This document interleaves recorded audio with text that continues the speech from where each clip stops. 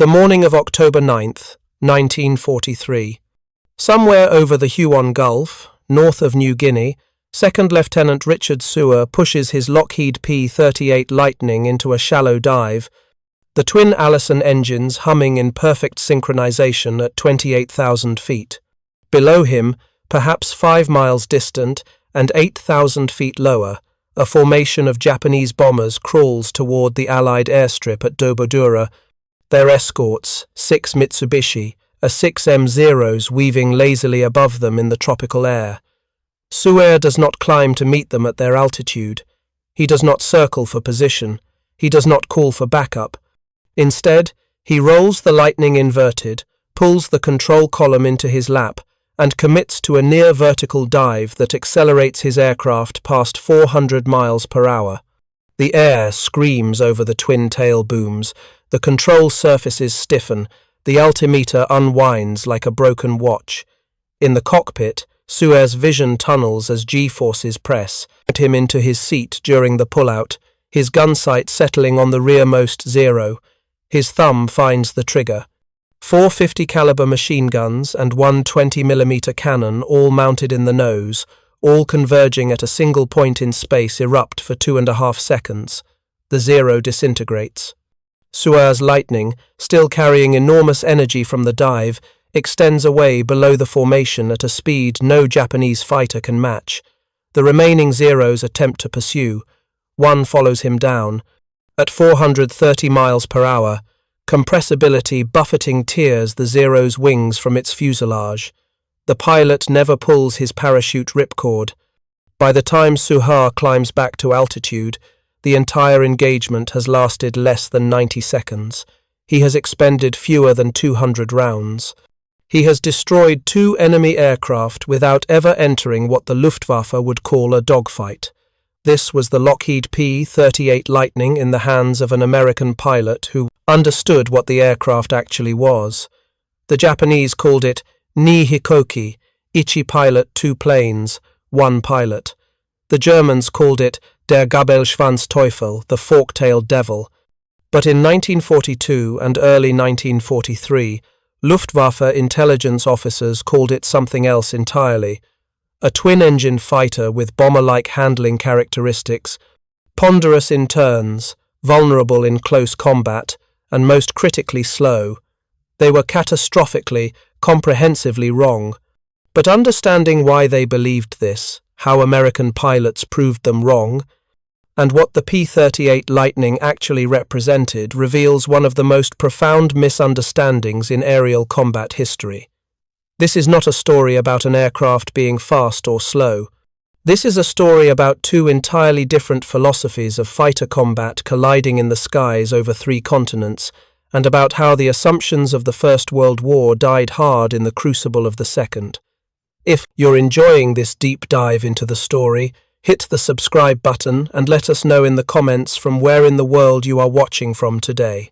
The misconception began not in the air, but on paper, in the minds of German intelligence analysts who had spent 2 decades refining a doctrine of aerial combat that had its roots in the Western Front of 1917. To understand why the Luftwaffe dismissed the Lightning as slow, we must first understand what speed meant to German fighter pilots in 1942, and how their definition had been shaped by nearly 25 years of tactical evolution since the Fokker D-7 and the Sopwith Camel duelled over the trenches. In German fighter doctrine codified in training manuals, practiced in the skies over Spain during the Civil War, and refined through the battles of Poland, France, and Britain, speed was understood primarily as a function of maneuverability in close combat. The ideal fighter could accelerate quickly from a turn, could maintain energy through aerobatic maneuvers, and could sustain high speeds in level flight while remaining responsive to control inputs. Speed, in the Luftwaffe's conception, was inseparable from agility. A fast fighter was one that could dictate the terms of engagement at close range, forcing the enemy into a turning contest where superior roll rate and tighter turn radius would secure victory. This was the legacy of the rotary engine scouts of the Great War, where combat occurred at speeds between 90 and 120 miles per hour, and where the ability to turn inside an opponent's radius determined survival. The Messerschmitt Bf 109 embodied this philosophy. With a wingspan of just 32 feet and a loaded weight of approximately 6,200 pounds, the 109 could execute a full aileron roll in less than 2 seconds. Its slats deployed automatically at high angles of attack, tightening its turn radius. Its rate of climb was exceptional. In the hands of an experienced pilot, the 109 could sustain a turn at airspeeds as low as 140 miles per hour, dancing at the edge of a stall while maintaining full control authority. This was what German pilots meant when they discussed speed, not merely velocity through the air, but the retention of control and energy in the violent, close-quarters engagements that characterized combat over Europe. When Lockheed's P-38 Lightning first appeared over North Africa in November of 1942, Luftwaffe pilots assessed it through this lens, and by every metric they understood, the Lightning appeared fundamentally deficient. Here was an aircraft with a wingspan of 52 feet, 20 feet wider than the Bf 109. Here was an aircraft that weighed 13,000 pounds fully loaded, more than twice the weight of the 109. Here was an aircraft with twin engines, twin tail booms, and a central nacelle housing the Persis, a pilot and armament, a configuration that looked less like a fighter and more like a scaled-down medium bomber. Most damningly, there was an aircraft that could not match the 109's roll rate, could not match its turn radius, and could not sustain the slow speed, high angle of attack combat that defined Luftwaffe tactics. The first documented encounters between the P-38 and the Luftwaffe occurred during Operation Torch, the Allied invasion of North Africa, in November of 1942. The 14th Fighter Group, equipped with 72 P-38s, arrived at Aix-les-Bains in Algeria on November 23rd. Within days, they began flying combat air patrols over the invasion beaches. The German response came swiftly. Jagdgeschwader 2-7, flying Bf 109Gs from bases in Tunisia, engaged the American fighters on November 27th over the town of La Cibala. The results were unambiguous. In the first major engagement, Luftwaffe pilots claimed 7 P-38s destroyed for the loss of 2 Bf 109s. American records confirm the loss of 4 P-38s, with 3 pilots killed. The German pilots' after-action reports are telling. Oberleutnant Werner Schröer, who claimed 2 P-38s in that engagement, described the American fighters as ungainly and slow to respond in turning combat. His report noted that the Lightning's large size made it easy to track visually, and that once a 109 got on its tail, the American pilots' options were severely limited. The twin-engine fighter cannot maneuver with our aircraft, Schröer wrote. It must rely on speed to escape, but even this advantage is marginal. This assessment that the P-38 was marginally faster would become the foundation of Luftwaffe intelligence estimates for the next 18 months, and it was, in a narrow technical sense, accurate. In level flight at optimal altitude, the P-38F model could achieve approximately 400 miles per hour. The Bf 109G, at the same altitude, could reach 395 miles per hour. The difference was negligible, a mere 5-mile-per-hour advantage that could be negated by pilot skill, tactical positioning, or the vagaries of engine performance on any given day.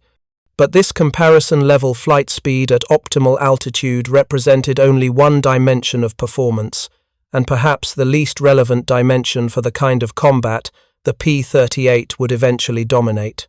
What the Luftwaffe's assessment failed to capture, because it fell outside their doctrinal framework, was the Lightning's performance in the vertical plane, its behavior at extreme speeds, and its capacity to exploit energy states that simply did not exist in the turning, twisting, low-speed combat of the European theatre. The German dismissal of the P-38 was not limited to combat reports. Luftwaffe intelligence compiled a comprehensive assessment of Allied fighter types in early 1943, distributed to fighter squadrons across all theaters. The document, designated Feindliche Jagdflugzeuge taktische Beurteilung, Enemy Fighters Tactical Assessment, devoted 3 pages to the P-38. The conclusions were stark. The Lightning was classified as a schwerer Jäger, a heavy fighter, and compared unfavorably to dedicated interceptors like the Bf-109 and the Focke-Wulf Full 190. The report acknowledged the P-38's firepower. The concentration of 450 caliber machine guns and one 20mm cannon in the nose was described as erheblich, considerable, but dismissed its overall effectiveness in fighter versus fighter combat. The tactical recommendations were explicit. Engage the P-38 in turning combat, where its large size and high wing loading make it vulnerable. Avoid head-on passes, where its concentrated nose armament provides an echo advantage. If engaged by a P-38 at high altitude, force it into a descending spiral, where the Bf-109's superior roll rate and tighter turn will secure a firing solution. The assessment concluded with a statement that would prove prophetic in its irony. The P-38 is most dangerous when it can dictate the terms of combat. Do not allow it to engage from superior altitude or at extended range. This final sentence reveals the crack in the Luftwaffe's understanding. The intelligence analysts recognized, at least abstractly, that altitude and range mattered. But they failed to appreciate how completely these factors could dominate the tactical equation, because their own doctrine forged in the skies over Europe, where combat occurred at medium altitudes, and where engagements were typically initiated at visual range, did not prepare them for what American pilots were learning in the vastly different environment of the Pacific theater. While the 14th Fighter Group struggled against the Luftwaffe over Tunisia, where combat occurred between 12,000 and 18,000 feet, and where cloud cover and terrain dictated visual engagement ranges of 2 miles or less, American P-38 units in the Pacific were developing an entirely different approach to aerial warfare. The 5th Air Force, operating from bases in New Guinea and Australia, faced a strategic problem that the European theatre did not present: enormous distances, minimal radar coverage, and an enemy, the Japanese, whose fighter doctrine emphasized turning combat even more religiously than the Germans. The Mitsubishi A6M0, the Imperial Japanese Navy's primary fighter, could sustain a turn at 95 miles per hour. Its roll rate, while not exceptional, was adequate. Its rate of climb was impressive. In every metric that defined close-quarters dogfighting, the Zero was at least equal to the Bf-109, and in some respects superior. American pilots who tried to dogfight the Zero in P-39s or P-40 Warhawks died quickly. The early months of the Pacific War produced kill ratios that heavily favored the Japanese. In the battle for New Guinea between January and August of 1942, Japanese fighter pilots claimed nearly 2 Allied aircraft for every loss they sustained. The arrival of the P-38 in the Pacific in November of 1942 did not immediately change this calculus. The 8th Fighter Group, equipped with P-38Fs, began operations from Port Moresby on November 27th, the same day the 14th Fighter Group was engaging the Luftwaffe over Tunisia. In their first encounter with Zeros, on December 7th, the 8th Fighter Group lost 3 aircraft and damaged 2 others, in exchange for 1 confirmed Zero kill. The pattern seemed familiar. The P-38, in turning combat with a more agile opponent, was at a disadvantage, but the 5th Air Force had one advantage the European theatre lacked: a commander willing to question fundamental assumptions about fighter tactics. Major General George Kenney, who assumed command of Allied air forces in the Southwest Pacific in August of 1942, had been an observation pilot in the First World War. He had witnessed the birth of aerial combat doctrine, and he understood that the tactics of 1917 were not immutable laws of physics. When presented with the problem of the Zero's superiority in turning combat, Kenney's response was characteristically direct: then don't turn with them. This sounds obvious in retrospect, but in 1942, it represented a radical departure from 20 years of fighter doctrine. Kenny ordered his fighter groups to develop tactics that exploited the P-38's actual advantages, rather than trying to compete in areas where it was inherently disadvantaged. What were those advantages? Range. Certainly the P-38 could fly. Escort missions of 7 hours or more, something no single-engine fighter could match. Firepower. Absolutely, the nose-mounted armament eliminated convergence issues and provided devastating hitting power. Reliability, the twin engines meant that battle damage or mechanical failure did not necessarily mean death over 1,000 miles of ocean. But the most critical advantage, the one that would transform the P-38 from a marginal performer into the most lethal fighter in the Pacific, was speed. Not level flight speed, where the P-38's advantage was modest, not climbing speed, where it was merely adequate, but speed in the dive, where the P-38 entered a performance envelope that no other aircraft in the theater could safely access. To understand what made the P-38 Lightning genuinely revolutionary, we must first understand a phenomenon that claimed the lives of dozens of test pilots and combat aviators between 1942 and 1944. Compressibility. When an aircraft dives, it accelerates. This is obvious. What is less obvious, and what was poorly understood in the early years of the Second World War, is that as an aircraft approaches the speed of sound, the airflow over its wings and control surfaces begins to behave in fundamentally different ways. At speeds below approximately 0.7 Mach, roughly 530 miles per hour at sea level, less at altitude air behaves as an incompressible fluid.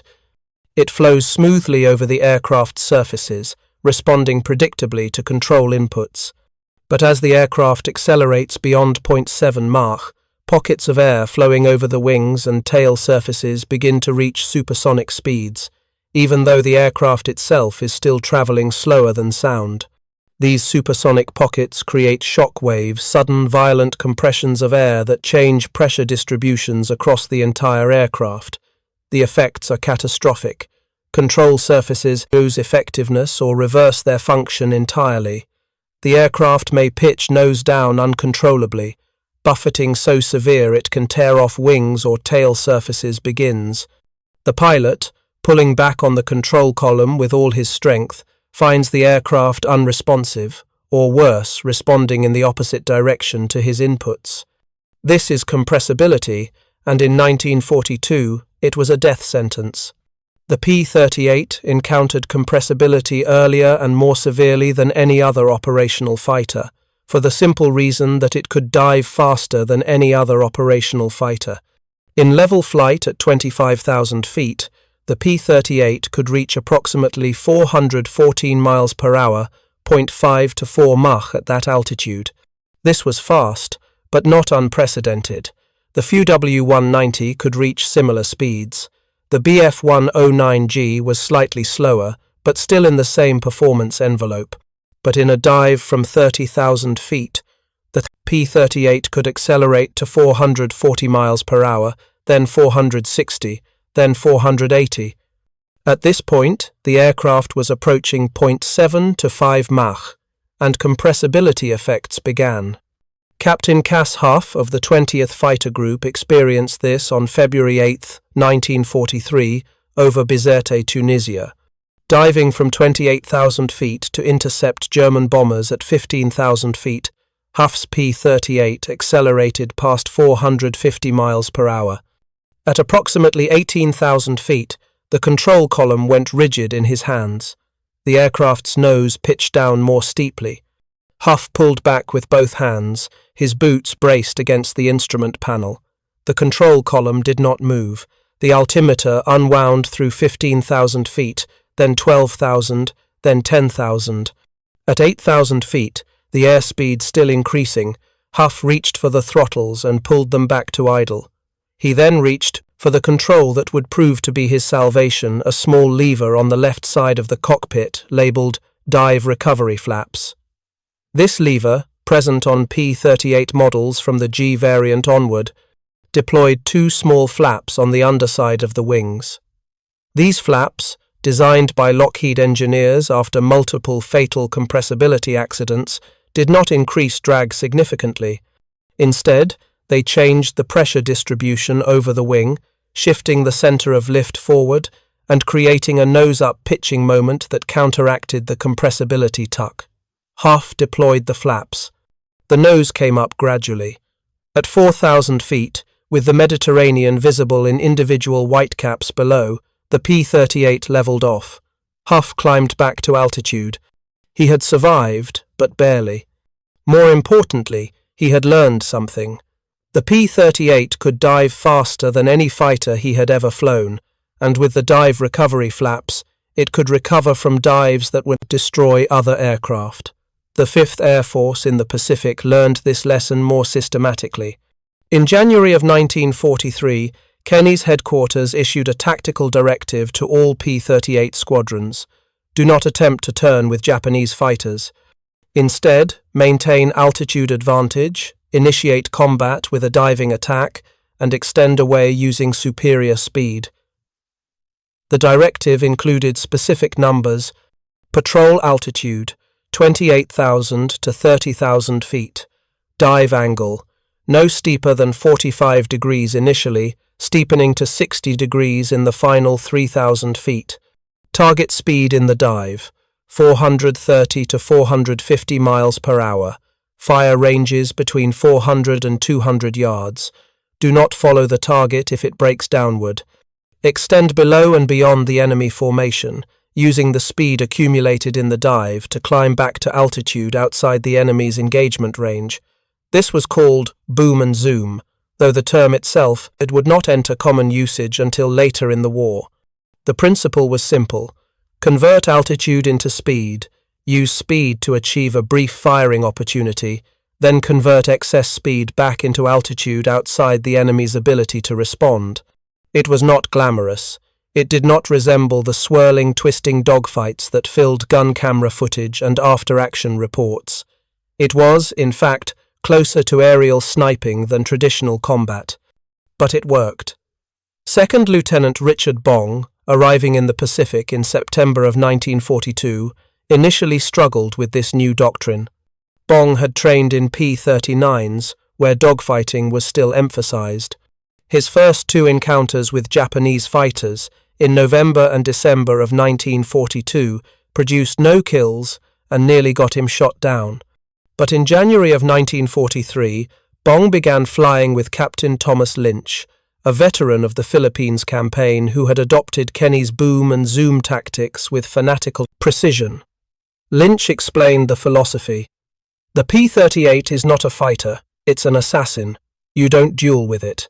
You murder from ambush, and you disappear before anyone knows you were there. Bong's first kill using these tactics came on January 7th, 1943, over Lae, New Guinea. Patrolling at 29,000 feet, Bong spotted a formation of Japanese bombers at 20,000 feet, escorted by 4 Zeros at 22,000 feet. He did not descend toward them. He did not signal his presence. He climbed another 1,000 feet, positioning himself directly above the rearmost Zero, then rolled inverted and pulled into a dive. At 420 miles per hour, the gunsight picture was stable for perhaps 2 seconds. Bong fired. The Zero exploded. Bong continued the dive to 18,000 feet, extending 2 miles beyond the formation, then climbed back to altitude. The entire engagement lasted perhaps 20 seconds. The remaining Zeros never got close to firing range. Over the next 18 months, Bong refined this technique into a form of lethality that the Luftwaffe's intelligence assessment had never anticipated. By December of 1944, Bong had 40 confirmed kills, every single one scored in a P-38, and the vast majority achieved using boom and zoom tactics from high altitude. His average engagement time was under 30 seconds. His average ammunition expenditure per kill was fewer than 300 rounds, remarkable for an era when many pilots expended thousands of rounds for a single victory. But Bong was not unique. The 9th Fighter Squadron, operating from Dobodura beginning in January of 1943, produced 18 aces by the end of the war, all flying P-38s, all using variations of the same high-altitude diving attacks. The 39th Fighter Squadron, based at Port Moresby, claimed over 350 confirmed kills between November of 1942 and August of 1945, with a loss rate of less than 1 P-38 for every 8 Japanese aircraft destroyed. These numbers did not represent superior pilot skill. Many of these pilots were fresh from training, with fewer than 300 hours total flight time. They represented a tactical doctrine that exploited the P-38's actual performance envelope rather than trying to compete where the aircraft was disadvantaged. The critical insight was this: speed and maneuverability are not synonymous. The Luftwaffe evaluated the P-38 based on maneuverability, turn radius, roll rate, acceleration in level flight, and found it wanting. But the 5th Air Force evaluated the P-38 based on energy management, the ability to convert altitude into speed, to sustain high speeds long enough to escape retaliation, and to climb back to altitude faster than the enemy could pursue. In this framework, the P-38 was not slow. It was the fastest operational fighter in any theater until late 1944, when the P-51D Mustang entered service with its Packard-built Merlin engine. Consider the numbers. A P-38F at 30,000 feet, diving at 60 degrees for 10 seconds, would reach approximately 440 miles per hour and descend to approximately 23,000 feet. At this speed, it could extend horizontally away from the target while maintaining 400 miles per hour for approximately 45 seconds, before drag reduced its speed to 350 miles per hour. In those 45 seconds, the P-38 would travel approximately 4.5 miles.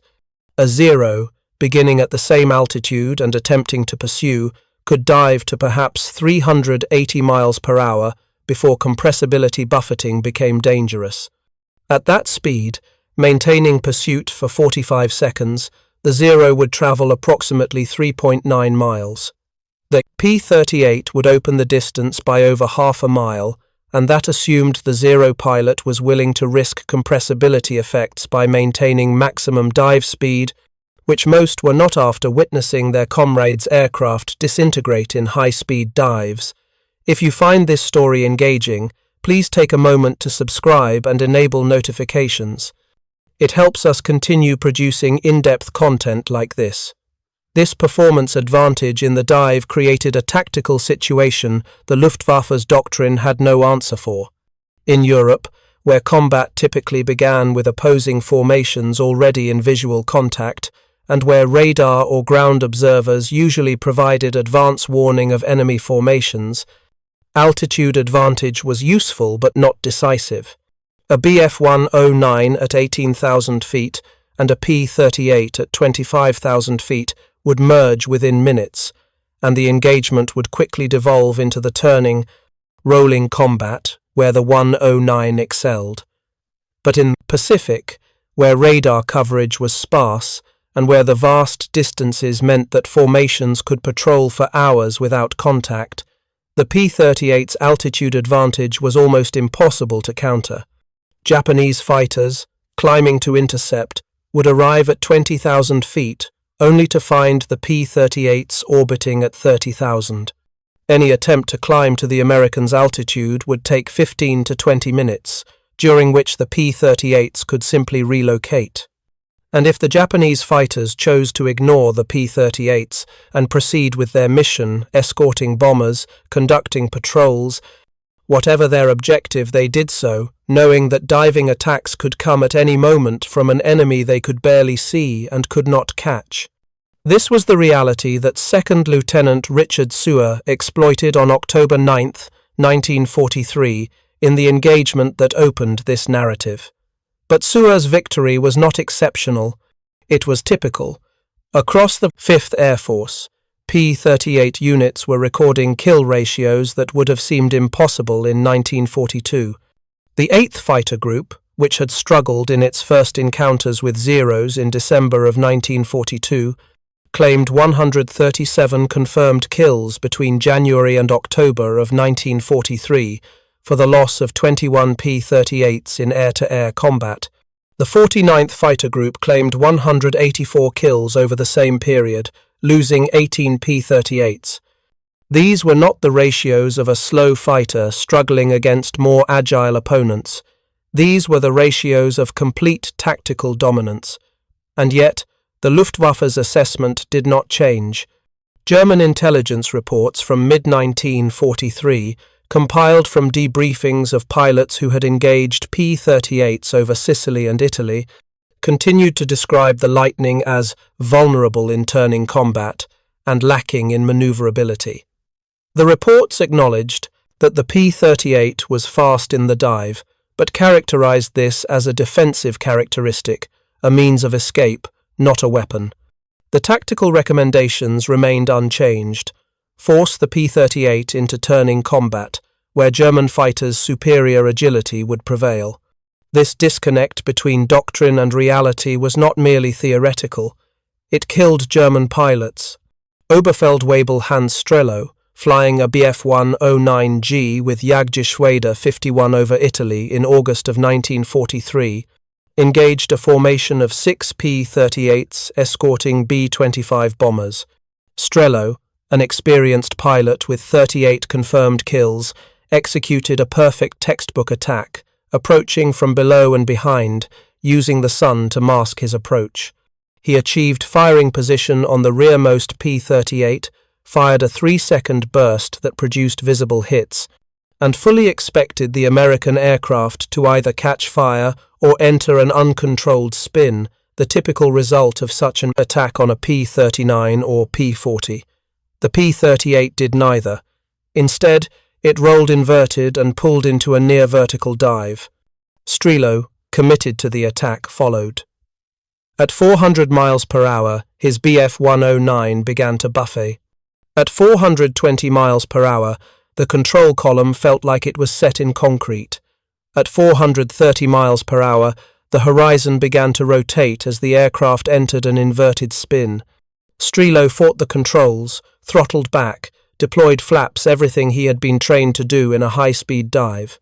At 8,000 feet, the Bf-109's left wing separated from the fuselage. Strello did not survive. The P-38, damaged but controllable, returned to base. The German pilot's mistake was not a failure of skill or courage. It was a failure to understand that the rules of combat he had learned, rules forged in the skies over Spain and Poland and France, no longer applied. The most dramatic vindication of the P-38's capabilities came not in the anonymous aggregate statistics of air-to-air combat, but in a single mission so precise and so consequential that it reads like fiction: the interception and assassination of Admiral Isoroku Yamamoto, architect of the Pearl Harbor attack and commander of the combined fleet of the Imperial Japanese Navy. On April 13, 1943, American cryptanalysts at Station Hypo in Pearl Harbor decrypted a Japanese naval message detailing Yamamoto's inspection tour of forward bases in the Solomon Islands. The message included departure times, flight routes, aircraft types, and arrival times for every leg of the journey. Yamamoto would depart Rabaul at 6 a.m. on April 18th, flying in a Mitsubishi G-4M bomber escorted by 6 Zeros. He would arrive at Balale Airfield at 9:45 a.m. The entire flight would follow a precise route over the ocean, far from any Allied air bases, or so the Japanese believed. Balale was 435 miles from the nearest American fighter base at Henderson Field on Guadalcanal. No American fighter had the range to fly 435 miles, intercept a target, engage in combat, and return. The Japanese escort was adequate for the threat they anticipated: occasional long-range patrol bombers, which the Zeros could easily drive off.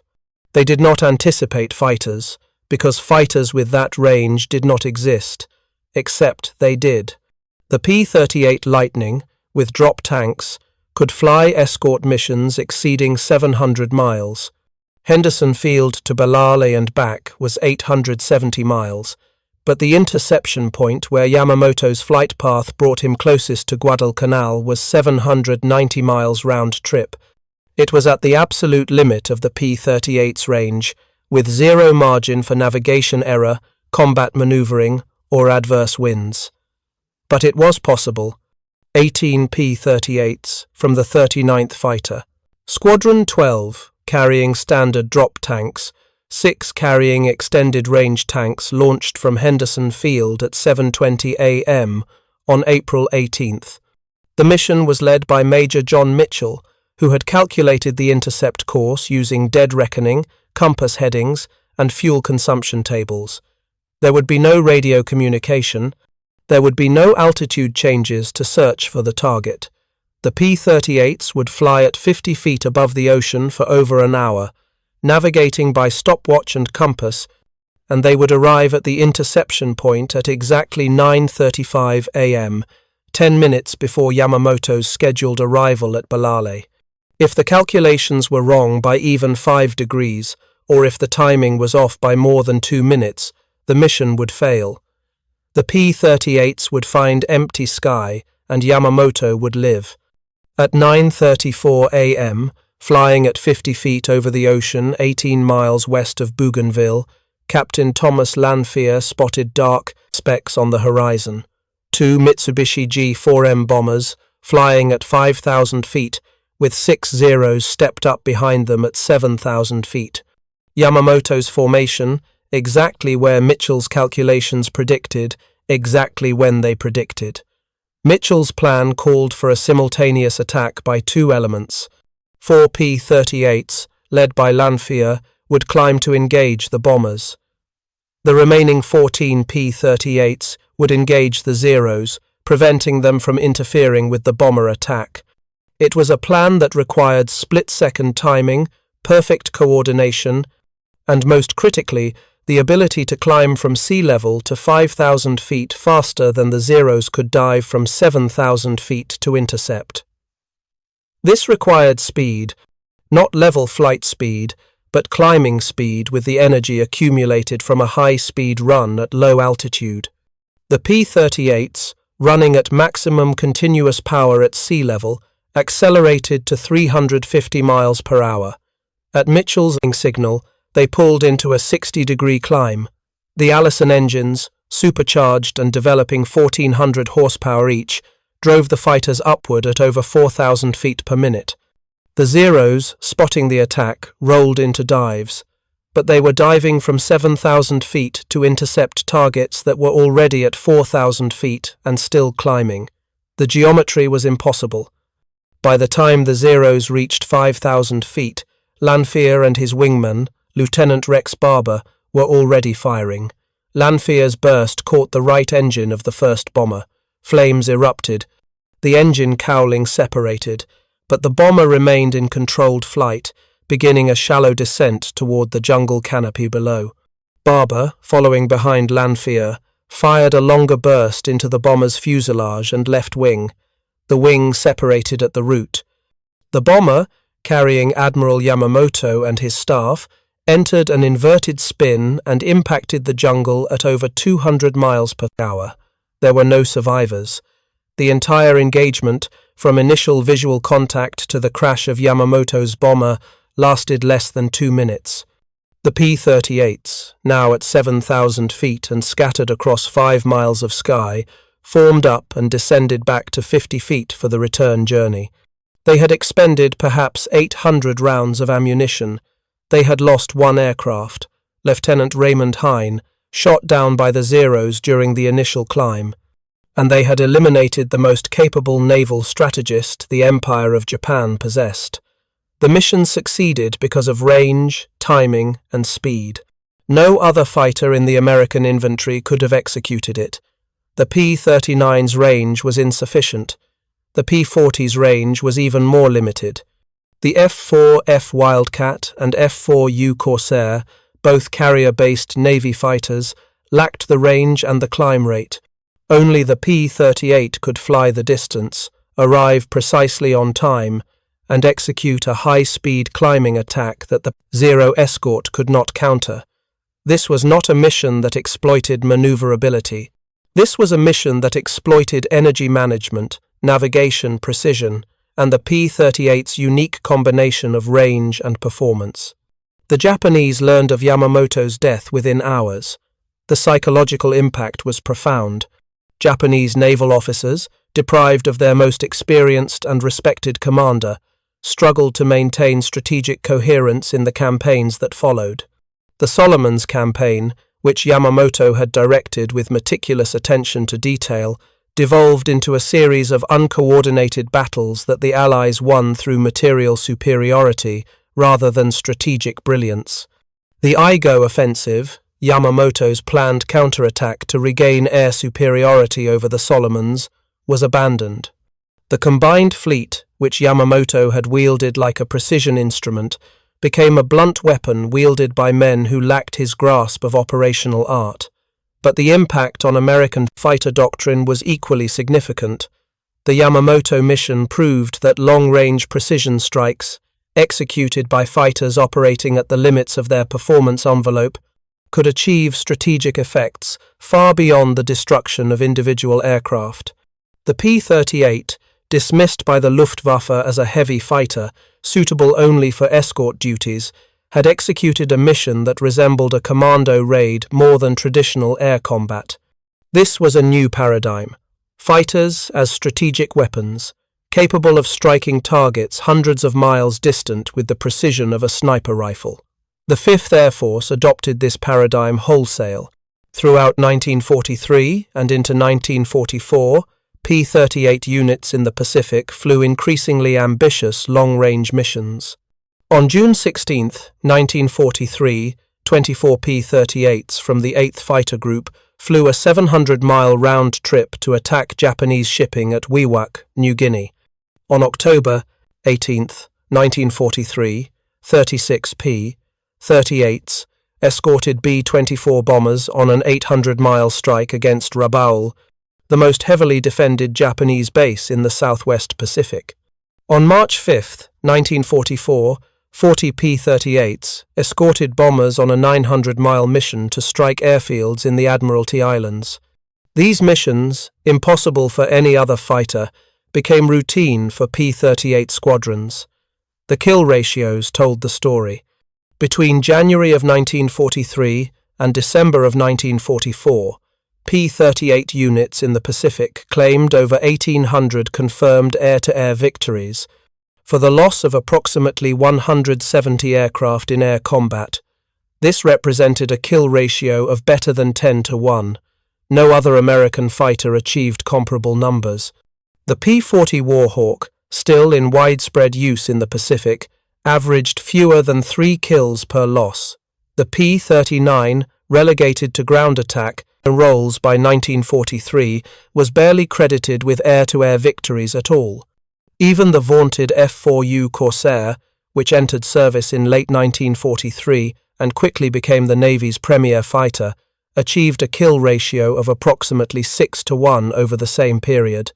The P-38's dominance was not merely statistical, it was psychological. Japanese pilots, by late 1943, had developed a fatalistic attitude toward engagements with P-38s. Intercepted Japanese radio traffic from November of 1943 includes exchanges where fighter pilots, ordered to intercept Allied formations, explicitly ask whether P-38s are present. If the answer is yes, the pilots request permission to abort the mission. This was not cowardice. Japanese pilots demonstrated extraordinary courage throughout the war, but rational fear based on bitter experience. Engaging P-38s meant fighting an enemy that appeared without warning from altitudes you could not reach, struck with devastating firepower, and vanished before you could respond. It meant watching your wingmen die in vertical dives they could not escape, their aircraft breaking apart at speeds where control was impossible. It meant accepting that every mission might end in a dive from 30,000 feet, chasing an enemy who was always faster, always further, always beyond reach. This psychological dominance extended to the European theatre, though more slowly and with greater resistance from Luftwaffe doctrine. The P-38 units that began arriving in England in quantity in mid-1943 initially struggled against German fighters, just as they had in North Africa. The 55th Fighter Group, which began operations from Northampstead in October of 1943, lost 8 P-38s in its first month of operations, claiming only 12 German aircraft destroyed. The kill ratio was barely better than 1-to-1. But by January of 1944, after adopting high-altitude patrol tactics similar to those used in the Pacific, the 55th Fighter Group's kill ratio had improved to better than 3-to-1. By March of 1944, it exceeded 5-to-1. The change was not in the aircraft, it was in the tactics. American pilots in Europe, initially trying to fight the Luftwaffe on German terms, turning, rolling, dogfighting at medium altitudes, suffered predictable losses. But as commanders began emphasizing altitude advantage, diving attacks, and energy management, the P-38's true capabilities emerged. The 20th Fighter Group, operating from King's Cliff beginning in December of 1943, flew bomber escort missions at 30,000 feet, 3,000 to 5,000 feet above the bombers they protected. When German fighters attempted to attack the bombers, the P-38s dove through them at speeds exceeding 400 miles per hour, breaking up formations and forcing the Germans into defensive maneuvering that prevented effective attacks on the bombers. The Germans could not ignore these attacks, a P-38 diving at 430 miles per hour, firing 4 50 caliber guns and a 20mm cannon from 400 yards, could destroy a Bf-109 with a single burst. But they also could not counter them, because matching the P-38's dive speed meant accepting compressibility effects that German aircraft could not survive. Luftwaffe intelligence assessments from late 1944 reflect this changed understanding. A document dated November 1944, compiled from debriefings of pilots who had survived encounters with P-38s, includes a section titled Revised Tactical Assessment. The P-38 is no longer described as slow or ponderous. Instead, it is classified as extremely fast in diving attacks and very dangerous above 25,000 feet. The tactical recommendations have been revised. Avoid engagement with P-38s if they hold altitude advantage. Do not attempt to follow P-38s in dives exceeding 400 miles per hour. Do not engage P-38s above 28,000 feet. If possible, avoid combat entirely and focus on the bombers.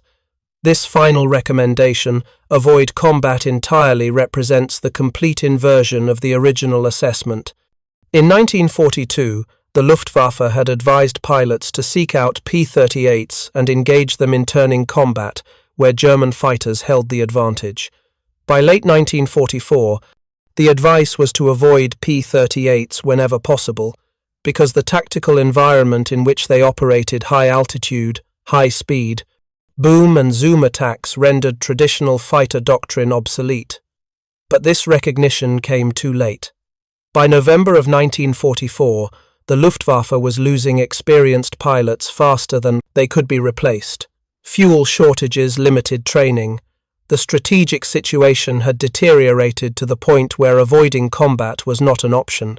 German fighters were forced to engage under conditions they knew were suicidal, because the alternative, allowing Allied bombers to attack German cities unopposed, was politically and militarily unacceptable. The P-38, once dismissed as easy prey, had become a weapon German pilots feared, and German commanders could not counter. The final accounting is stark. Between November of 1942 and May of 1945, P-38 units destroyed over 3,800 enemy aircraft in air-to-air combat across all theatres. This represented approximately 18% of all German and Japanese aircraft destroyed by American fighters, despite the P-38 constituting only about 10% of American fighter strength. The aircraft achieved a cumulative kill ratio of better than 8 to 8 enemy aircraft destroyed for every P-38 lost in air combat. This was the second best kill ratio of any American fighter, exceeded only by the P-51 Mustang's 9-to-1 ratio, and substantially better than the P-40's 2.8-to-1 or the P-39's 1.3-to-1. Of America's top 10 aces, 3 flew exclusively or primarily in P-38s. Richard Bong, with 40 confirmed kills, was America's highest-scoring ace. Thomas Maguire, with 38 kills, was the second highest. Charles MacDonald, with 27 kills, ranked 7th. All 3 achieved their victories using boom and zoom tactics from high altitude. All 3 exemplified the tactical doctrine that transformed the P-38 from a marginal performer in European-style turning combat into the dominant fighter of the Pacific War. But numbers alone cannot capture what the P-38 represented. It was not merely a successful fighter. It was proof that the assumptions underlying fighter combat since the First World War, that maneuverability determined victory, that turning radius and roll rate were the paramount performance metrics, were wrong, or rather, they were incomplete. Maneuverability mattered in the close quarters, medium-altitude combat of the European theatre, where radar and geography ensured that engagements began with both sides already in visual contact. But in the vast expanses of the Pacific, where altitude could be maintained for hours without engagement, and where the side that struck first often struck the only blow, energy management and speed dominated everything else. The Luftwaffe called the P-38 Lightning slow because they evaluated it using criteria designed for a different kind of war. They measured turn radius when they should have measured dive speed. They measured roll rate when they should have measured sustained speed at altitude. They measured performance in the horizontal plane when they should have measured performance in the vertical. And they paid for this misunderstanding with thousands of aircraft and thousands of lives shot down by a fighter they had dismissed as inferior and killed in dives they could not survive while chasing an enemy they could never catch. Richard Sewer, the pilot from our opening, survived the war with 9 confirmed kills. He flew 112 combat missions in the P-38, and he was never shot down. In his memoirs, published in 1998, he described the Lightning this way: "It wasn't the fastest in level flight, it wasn't the most maneuverable, but it was fast where it mattered in the dive and in the climb after the dive, and that made all the difference. The Japanese tried to turn with us and died. The Germans tried to dive with us and died. We didn't fight their fight, we made them fight ours." This was the lesson the Luftwaffe learned too late, that war is not a fair contest conducted under mutually agreed rules. It is a struggle where the side that dictates the terms of engagement usually wins, and where doctrine that cannot adapt to new realities becomes a liability rather than an asset. The P-38 Lightning, dismissed as slow by an enemy who understood speed only in terms of turning combat, proved that speed is not a simple number on a specification sheet. It is a tactical quality, defined by the ability to engage when conditions are favorable and disengage when they are not. By that measure, the only measure that matters in war, the Lightning was the fastest fighter in the sky. Thank you for watching. For more detailed historical breakdowns, check out the other videos on your screen now and don't forget to subscribe.